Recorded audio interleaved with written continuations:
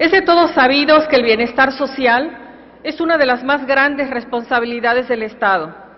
El tema de la justicia social es una obligación primordial para cualquier gobierno. Alemania es un país considerado como pionero en materia de justicia social a nivel mundial, gracias al canciller Otto von Bismarck, mismo que instituyó uno de los principales sistemas en materia de seguridad social, basado en las aportaciones de los trabajadores y patrones. México no se quedó atrás en este rubro. A principios del siglo XX, la seguridad social se estipuló en el artículo 123 de la Carta Magna, y de igual modo, como sucedió en Alemania, se limitó a la población que contara con un empleo formal para tener acceso a un crédito para la obtención de una vivienda y demás prestaciones que debe tener el trabajador. Esta iniciativa que propone nuestra fracción parlamentaria de Movimiento Ciudadano va enfocada única y exclusivamente al tema que tiene que ver con los créditos que otorga el Infonavit para la adquisición de una vivienda en cualquiera de sus modalidades. La Constitución Política de los Estados Unidos Mexicanos, en su artículo 123, apartado A, fracción 12ª, establece que toda empresa agrícola, industrial, minera o de cualquier otra clase de trabajo estará obligada, según lo determinen las leyes reglamentarias, a proporcionar a los trabajadores habitaciones cómodas e higiénicas. Esta obligación se cumplirá mediante las aportaciones que las empresas hagan a un Fondo Nacional de la Vivienda, a fin de constituir depósitos en favor de sus trabajadores y establecer un sistema de financiamiento que permita otorgar un crédito barato y suficiente para que adquieran en propiedad tales viviendas. Con base en lo anterior, deben resaltarse dos cuestiones fundamentales. Primera, la Carta Magna pone especial énfasis en que los créditos otorgados a los trabajadores deben ser baratos y suficientes. Segunda, que el organismo que se establezca a partir de la expedición de la ley que administre los recursos del Fondo Nacional de la Vivienda deben tener carácter de utilidad social.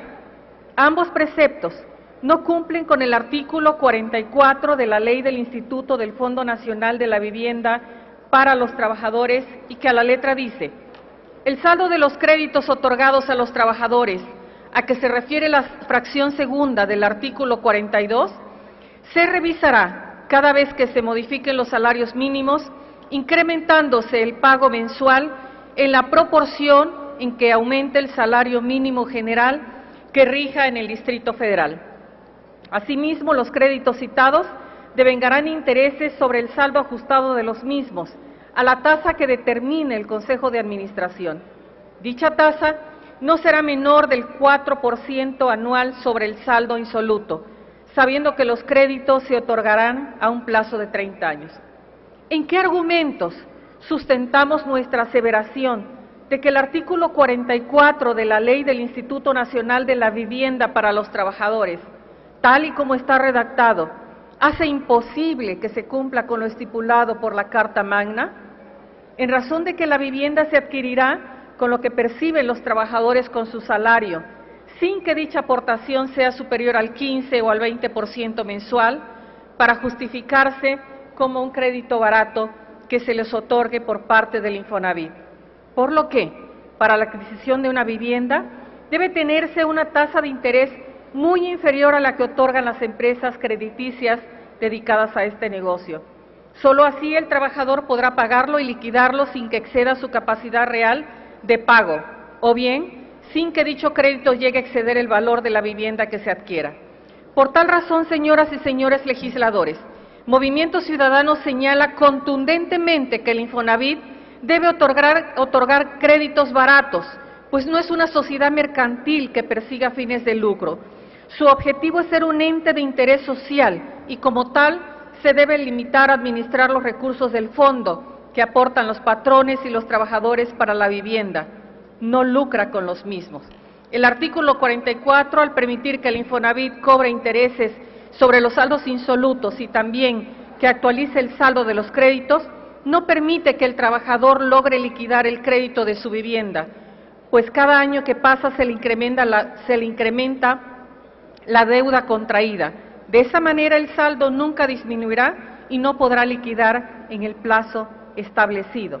Lo anterior explica que el Infonavit establece un doble mecanismo de cobro de interés que permite no solo mantener el valor del dinero prestado, sino obtener una ganancia adicional a través del incremento de los saldos y la diferencia que se cobra de los intereses originalmente pactados y los que se obtienen por el incremento del saldo contrario a la esencia para la que fue creado el Infonavit.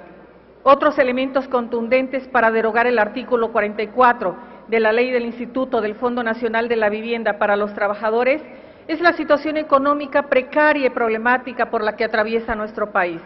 Sabemos de la escasez del empleo y sabemos de los que tienen empleo tienen un salario mal remunerado, donde el trabajador no podrá solventar el pago de su vivienda si difícilmente logra llevar a casa lo indispensable para su sobrevivencia alimentaria. Es una vergüenza que esta institución, termino señor presidente, que esta institución Infonavit se haya convertido en una empresa inmobiliaria, una empresa financiera, un negocio que lastime, sangre y lacere siempre a los más pobres, a nuestros hermanos trabajadores que mantienen la planta productiva que ha hecho crecer a muchos empresarios mexicanos. Someto a la consideración del Pleno el siguiente proyecto de decreto por el que se derogue el artículo 44 de la Ley del Instituto del Fondo Nacional de la Vivienda para los Trabajadores. El presente decreto entrará en vigor al día siguiente de la publicación en el Diario Oficial de la Federación. Es cuanto, señor presidente.